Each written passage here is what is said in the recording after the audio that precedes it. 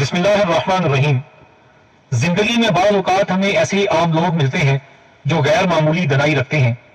یہ لوگ نہ صرف اپنی زندگی کی حقیقتوں کو سمجھتے ہیں بلکہ دوسروں کو بھی قیمتی اسباق سکھا جاتے ہیں۔ آج میں آپ کو ایک اخبار فروش کے ساتھ پیش آنے والے ایک ایسے ہی سبق آموز واقعہ سنانے جا رہا ہوں جو میرے دل و دماغ پر ہمیشہ کے لیے نقش ہو گیا۔ میں روزانہ صبح ایک مخصوص اخبار فروش سے اخبار خریدتا تھا۔ وہ ایک سادہ سا آدمی تھا جس کے کپڑوں پر جگہ جگہ پیوند لگے ہوتے، لیکن اس کے چہرے پر ہمیشہ ایک خوشگوار مسکراہٹ رہتی۔ ایک دن میں نے اسے پوچھا، آج تم کیسے ہو؟ اس نے مسکراتے ہوئے جواب دیا، اللہ کا شکر ہے، میں نعمت ستر میں ہوں۔ یہ جواب میرے لیے حیران کن تھا۔ میں نے فوراً پوچھا، یہ نعمت ستر کیا ہے اور تم خاص طور پر ستر کی بات کیوں کر رہے ہو؟ وہ مسکرایا اور نہایت نرمی سے بولا، کیونکہ میں ہر چیز سے محفوظ ہوں۔ یہ سن کر میں نے مذاق میں کہا، کیسی حفاظت، تمہارے کپڑے تو پیوند زدہ ہیں۔ وہ پھر مسکرایا اور کہنے لگا، جب تم بیمار ہو لیکن اپنے پیروں پر چلنے کے قابل ہو تو یہ بیماری کی ذلت سے ستر ہے۔ جب تمہاری جیب میں تھوڑا سا پیسہ ہو جو تمہیں کم از کم روٹی کھلا کر پیٹ بھرنے دے تو یہ بھوک کی ذلت سے ستر ہے۔ جب تمہارے پاس کپڑے ہوں چاہے وہ پیوند زدہ ہی کیوں نہ ہو تو یہ سردی کی ذلت سے ستر ہے۔ جب تم کسی غم کے باوجود ہنسنے کے قابل ہو تو یہ ٹوٹنے کی ذلت سے ستر ہے۔ جب تم اپنے ہاتھ میں موجود اخبار کو پڑھ سکتے ہو تو یہ جاہلیت کی ذلت سے ستر ہے۔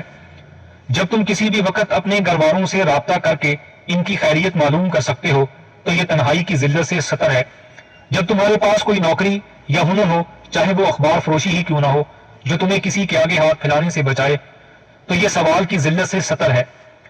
جب اللہ تمہارے بچوں کو صحت، تعلیم، اچھے رشتے اور اپنے گھر عطا کرے تو یہ بے بسی کی ذلت سے ستر ہے۔ جب تمہارے پاس ایک نیک بیوی ہو جو تمہارے ساتھ زندگی کے دکھ سہے تو یہ شکست کی ذلت سے ستر ہے۔